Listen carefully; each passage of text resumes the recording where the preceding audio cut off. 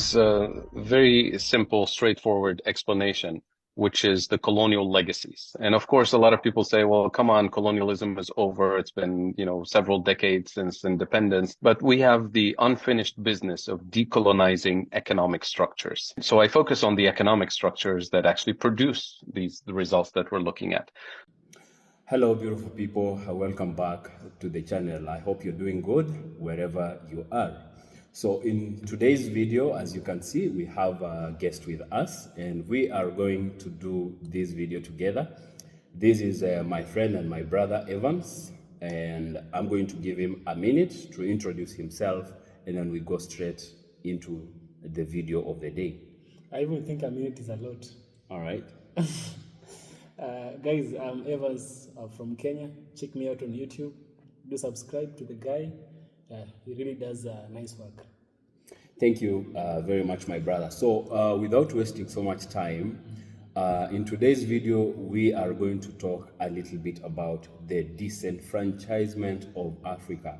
That we usually think that colonialism is a thing of the past, is history, but actually colonialism is still alive and very active. Yeah. So before we waste so much time, I have a video that I came across recently that I want us to watch together objectively, and at the end of the video we can have a detailed analysis or our own opinions on the same. Yes. So let's jump right into the video. It's a very simple, straightforward explanation, which is the colonial legacies. And of course, a lot of people say, well, come on, colonialism is over. It's been, several decades since independence, but we have the unfinished business of decolonizing economic structures. So I focus on the economic structures that actually produce the results that we're looking at. So when it comes to the colonial role that was imposed on the African continent, it can be summarized in three basic points. Number one, we're supposed to be the place for cheap raw materials for the industrialized world.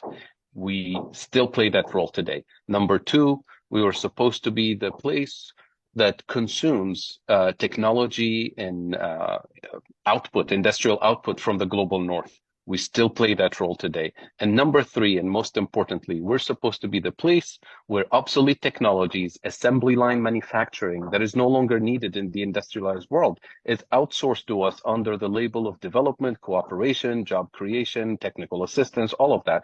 But effectively what it does is that it permanently locks us at the bottom of the global value chain. That was the role we played during colonial times, and unfortunately that is the role we continue to play today. So colonialism, of course, was not a system for development. It was not designed to achieve sustainable development goals or a just transition or justice or anything. Colonialism was a system of extraction, of abuse. We should not be surprised that the same colonial structures, economic colonial structures that persist today are producing these bad results of malnutrition, of poverty, of socioeconomic exclusion. So that's why in the context of the just transition and the context of decarbonization, we always say we cannot decarbonize a system that hasn't been structurally and economically decolonized yet. And when it comes to kind of the visible manifestation of these problems, the issue of external debt, that is debt denominated in foreign currencies, in dollars and euros. It is a serious problem because it takes a huge amount of fiscal policy space that doesn't allow our governments to invest in the building blocks of development and prosperity, such as basic health and education and infrastructure, because we have to prioritize paying the external debt. But external debt is actually a symptom of deeper structural issues that have colonial roots. Number one, food deficits. Number two, energy deficits. And number three, manufacturing deficits. And I can explain each very briefly so we can understand why these are fundamental. When I say food deficits, according to UNCTAD, the UN Conference on Trade and Development, Africa today imports 85% of its food. 85%. When less than 100 years ago, during colonial times, we used to be the breadbasket for colonial powers. And what happened is that there's a redesign of the system as soon as we gained independence. In 1955, for example, in Europe, at the Treaty of Rome meeting, the Europeans said, we have a food security problem for Europe. because they were so dependent on Africa. And that introduced a common agricultural policy, which is in place to this day. So what is CAP? It's heavy agricultural subsidies to produce the core crops in Europe, such as corn and wheat and soybean and the core food security items. And of course, it wasn't just Europe that did that. It was the United States, Canada, Australia, the former Soviet Union, which is why Russia and Ukraine today dominate the grain industry. And what it did is that it forced African farmers out of business because they couldn't compete with the subsidized wheat and corn coming from the global north. So we had to redesign our agriculture to specialize in cash crops for exports: coffee, tea, tobacco, bananas, all the complementary items. So today we live in a world where we consume what we don't produce, and we produce what we don't consume. And that's why we have real food insecurity on the African continent and the rest of the global south, obviously. So that's the food deficiency. Number two, energy deficiency. When I say energy deficits in Africa, I include our biggest oil exporter on the continent. Nigeria today imports 100% of its gasoline, not by accident, by design. Angola, our second largest oil exporter, imports 80% of its fuel from international markets. So we're constantly denied the technology for processing, the technology for drilling, the technology for refining. So we export crude oil, we import refined petrochemicals.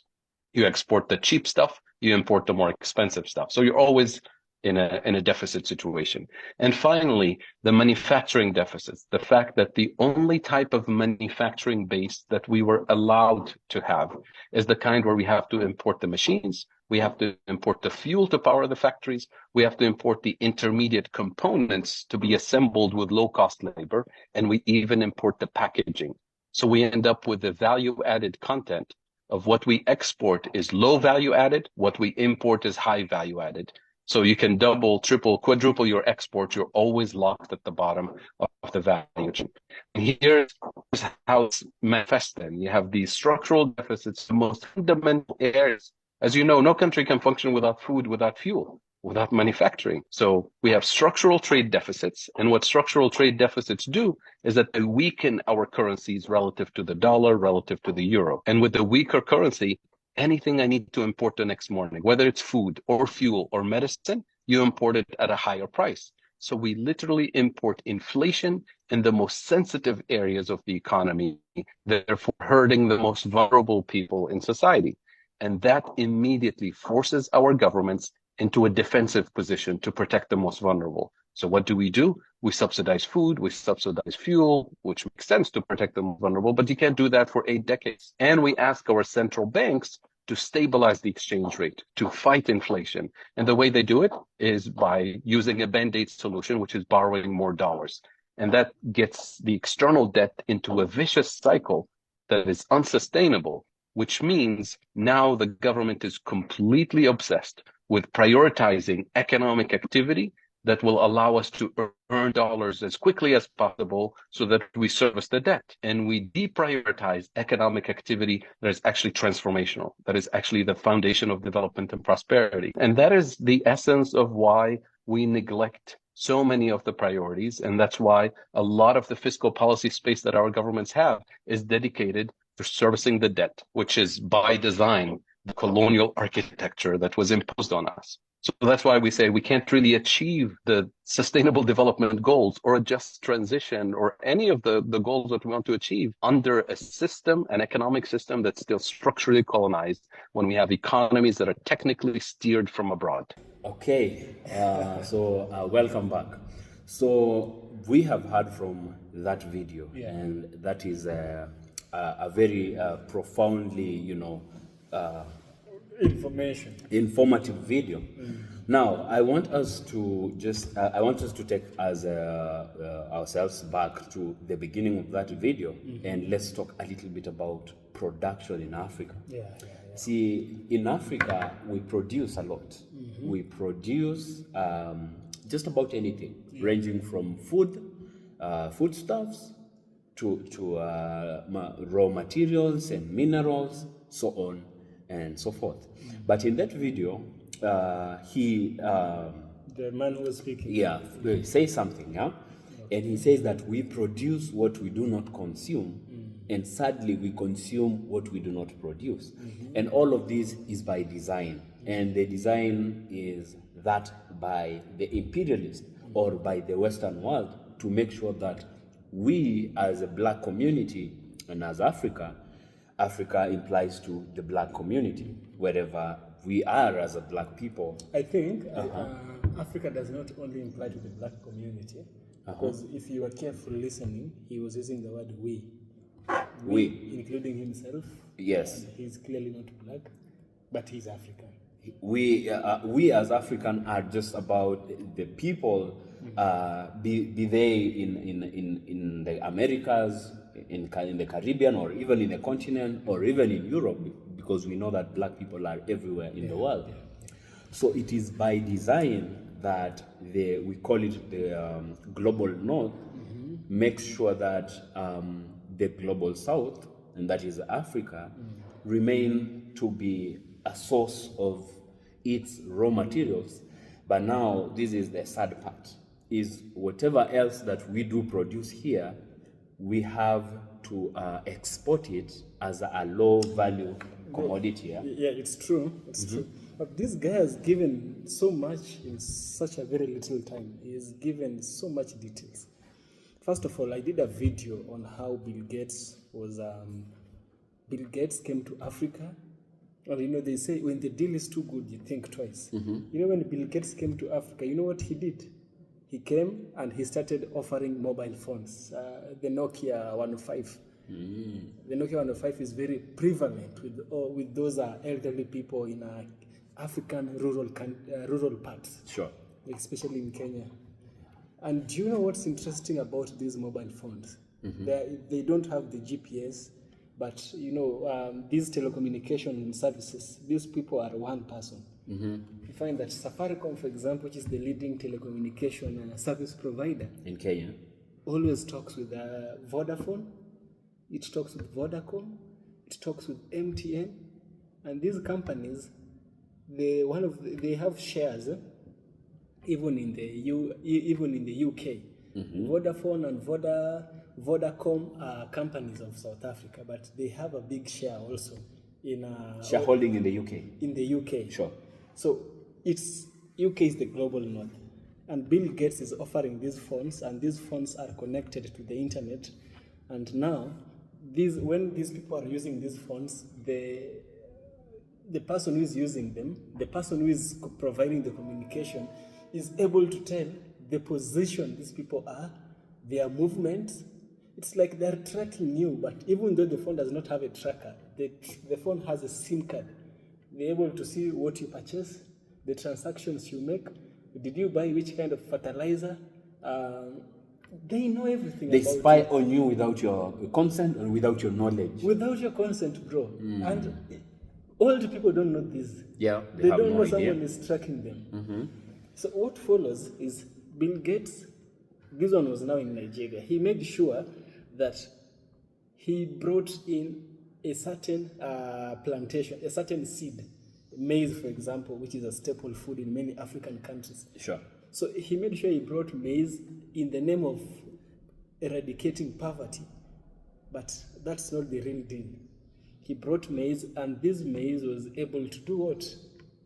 To grow very fast. You know, normally in African traditions and many African countries, you get the seeds from the harvest. Yes. But Bill Gates, you don't get the seeds from the harvest. You take the seeds and you bring it back to the soil. Doesn't grow back. They are tailored not to grow back. You always have to go back to the shop To buy more again and again. Again and again and again. Literally, they chain you to the shop. They chain it to the shop. It's business, and it's a strategy for making you poor.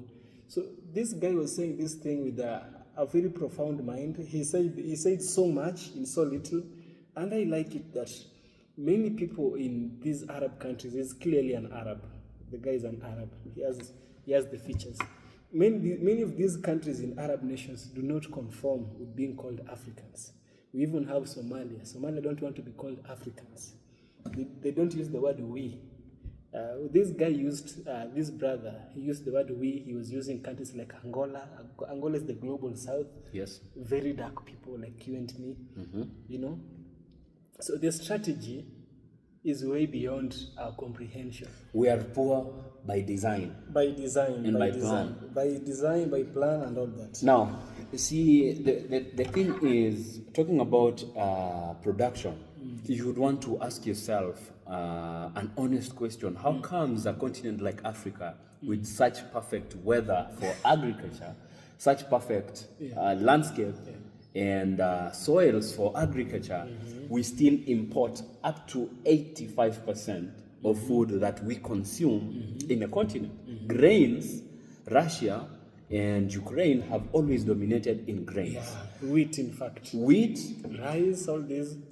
yes, but in Africa we have the perfect weather throughout the year to grow enough for us and surplus for everybody else. Do you know what's funny?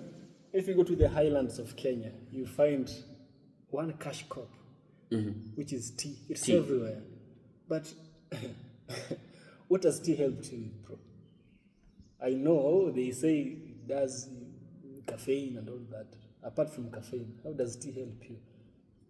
Well, I can't really say I have tea, for Yes. as a meal, Yes. It's hard. Yeah. Talking about highlands of Kenya and Ethiopia, we actually produce a high quality tea in Kenya and good quality coffee, and in Ethiopia as well. But did you know that the coffee that we produce, we have to export it to the UK? Yes. Of course, as a low value product, because it's just the berries And unprocessed. unprocessed coffee, and then we import very at very exorbitant prices. The same back. thing which was taken back from you. Exactly. So that is the disenfranchisement of African people. Now, that's just about food. Let's go to our minerals and natural resources. And I think you can tell us something about oil in Nigeria and Angola. Let me tell you something about Nigeria. You know, Aliko Dangote is the richest African Yes. in the whole world. Currently. Actually, he's the richest black man. He extends beyond Africa. Yes. The richest black man is Dangote. So he decides, and do you know Dangote does not have a house in these Western countries? He does not have a house in any other country except his own country, Nigeria. Wow. Yes. Many of these politicians or these rich people in Africa, they have houses everywhere. But Dangote does not have houses anywhere else except he says that he wants to dedicate himself to the African continent. And with this mindset, he decides that, okay, I love my country, Nigeria, even though it's so corrupt. Nigeria is so corrupt, guys. Yes. He decides to build $20 billion, US dollars to be precise. $20 billion US dollars, oil company. Oil refinery. Oil refinery, yes. That was a lot to invest, huh? But do you know, Nigeria is a country that extracts oil. It has oil as a natural resource. Yes. Yeah. And so he says, okay, many times the oil in Nigeria has always been exported from Nigeria, taken to those Western countries. We have companies like ExxonMobil, we have countries like Total. And Shell. We have Shell, we have Cobil. Cobil was there in the past. Nowadays, not as much as it used to be. So, you know, Nigerians are selling too much oil at a very cheap price. Crude oil, huh? Crude oil, to be precise. So it sends it to these companies. These companies are buying it very cheap, and then they sell it back to the Nigerians at a very, very disturbing price. You understand? I understand they are doing the processing, they are doing all that, but the price in which it returns back, damn, it's so crazy. Of course, with the comparison to the price at which we give our oil. Yes. And Nigeria, talking about the story of Aliko Dangote, yeah? I haven't finished. Go ahead. Now, here Dangote subs all this, and he comes and says, no, this has to stop. He creates a $20 billion US dollars. That's a lot of money, guys. That's a lot of money. And he says, now I'll be processing oil. Instead of it going all the way Exporting? over there, you are paying for the transportation, and then you're paying for the transportation in and out. No, that's not going to happen. Let's create our own here, export it here, process it here. He does all this, and they wait till he finishes The refinery. The refinery. Almost a decade. Yes, of creating this. Now they come in and they say, no, you can't make oil in this country. You can't process oil. And The reason was? Of course, they'll find some lame reasons. They say it was going to be a monopoly, low quality. Low quality. Dangote did have some some chemists. You know, it's an industrial chemistry. So he took them and they tested the quality of the oil. It was found later on, of course, during the beginning processes, anything during its early stages is never the best. Yes. But over time it was tested and it was found to be even better than what is in the market. Than that is in the market. Yeah. And so President Bola Tinubu is the one who came in between Dangote and these people who did not want Dangote to build, to process oil. He says, no, Dangote will continue processing his oil, but under one condition. The condition is, after processing this oil, Dangote will take the oil back to the, there is an organization that deals with oil in Nigeria. And it's NNPC. Something like that. Now, this organization is the one again to bring Dangotes to sell them oil, and they are the ones now to sell oil to Nigerians. And I'm told they are selling oil at a very, very expensive price to the Nigerians. They're trying to discourage Nigerians from buying Dangote's oil in favor of those Western companies. Yeah. Because of course they are getting something from it. They have the shares. Yes. And just to chip in, during that time, Aliko Dangote himself invited the Nigerian government and those that had an issue with the quality of his product later on to come and test the quality. It was actually found that the quality was of higher quality than what was in the market already. Yes. But still, it faced other challenges to do with, because it was a mega refinery. It needed a lot of supply. And of course, Nigeria has enough supply. And that is just the oil side. Like in every sector, if you go to DRC, the diamond. If you go to Botswana, the diamond. If you go where?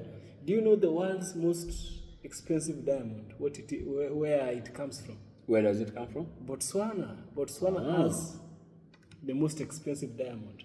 But diamond is diamond. Why would you say the most expensive? Do you know why?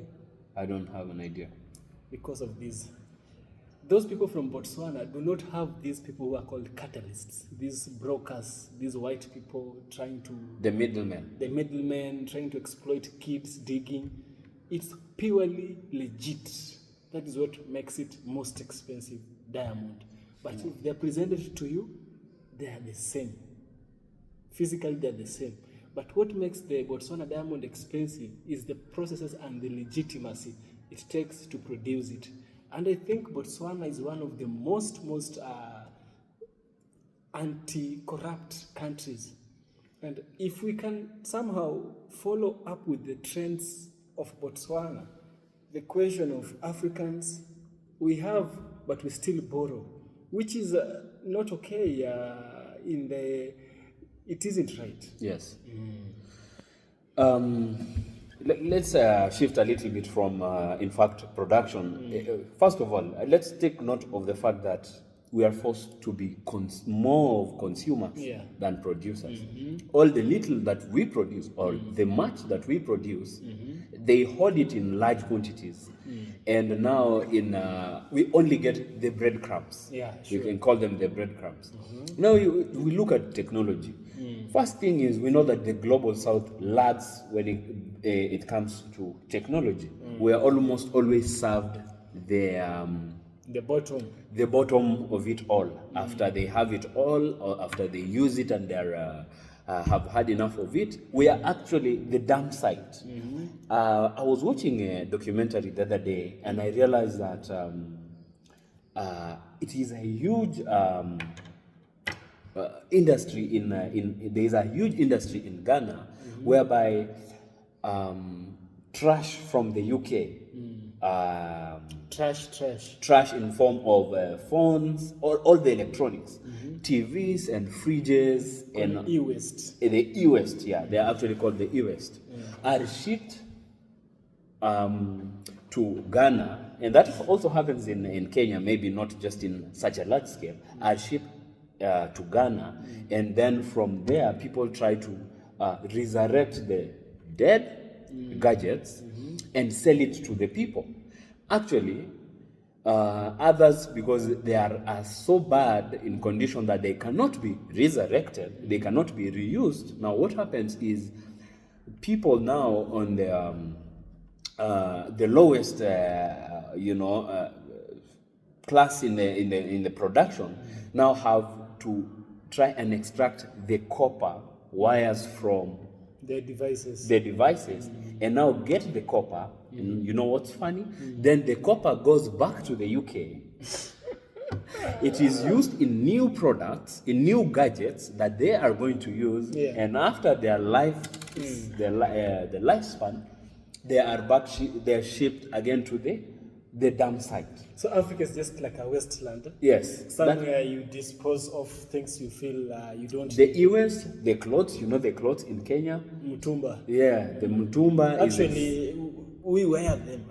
We have the largest market of clothes in Kenya and in African countries is actually second-hand clothes. Even this bag, if you can see, this bag is clearly a mutumba. Second-hand. It's a second-hand. Sometimes, because we Africans, we are not so much fortunate, this is what we can afford because they are good quality. We are disenfranchised. We do not have the money because they have taken it all from us. They have taken it all from us, and you find that the leather that has made this bag is a leather that was taken here from Africa and all the way to Europe. And I think to sum it up now, Africans should realize the people who are bringing us down are the leaders. Exactly. It's the leaders, and I was so much sad when I saw the president of Ivory Coast allowed French troops to land, not really landing, but the harboring of the ships in the coasts of Ivory Coast in order for them to go and attack Burkina Faso. An African country preparing the road to attack another African country. It tells us how much we are brainwashed. Burkina Faso has tried and has really shown us that we can do better without white people who are oppressors. Yes. That is a key word. White people who are oppressors.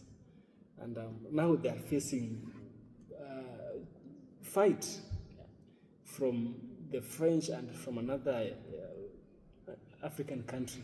See, we have now a wave of awakening in Africa, whereby African people are realizing who the true enemy is. Yeah. Of course, we're not saying that every African person now knows that who the imperialist was and where the enemy was. But there is a great awakening, especially among the young people.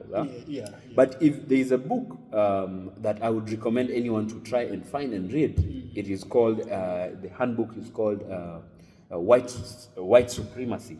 And one of the tenets, major points in that book is for you to subdue them, act friendly, and if they are acting in an unfriendly manner, get one of them. Just use one of them to get to those that are here. So that is exactly what they are doing with Ivory Coast to attack Burkina Faso, and of course the entire, because an attack on Burkina Faso is an attack on Africa, and everybody else, because that we are the ones who think that there is Burkina Faso and there is Ivory Coast. For them, they just regard us as just one black person. And anybody else that is going to go the Burkina Faso way is going to be met with the same treatment that they are now going to try and serve Burkina Faso. So the thing is, Africa must wake up to the reality of who the enemy is and fight for our own space in this globe. Know that we are supposed to produce and benefit from our own, because we are not even enjoying the fruits of. If Africa was just able to enjoy 80% of the fruit of its land and its labor, Africa would not be where it is today. Exactly. So what we're trying to say in this video today is we Africa are poor by design. We are Structurally made poor. yes, and we have to wake up to this reality and fight for our space. Yes. I think we're coming to the close of this video. If you have something to add, then My point is just it doesn't have to be as big as importing, exporting. It starts with very small things, appreciating your own self. Sometimes appreciating that which you have is way more important, because it all starts with the seed. yes, A big seed will create a big tree.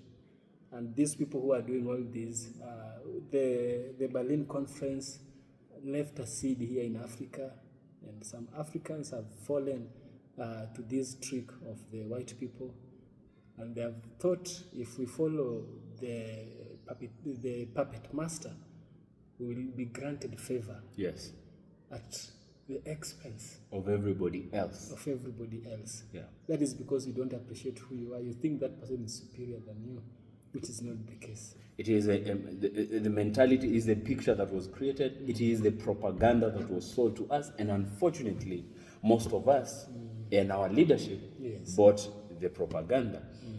So we've come to the close of this video. Please do share your opinions about this in the comments, like and share this video as well, but most importantly, subscribe to this channel if you have not. Our guest for today is Evans, and his channel is Evans from Kenya.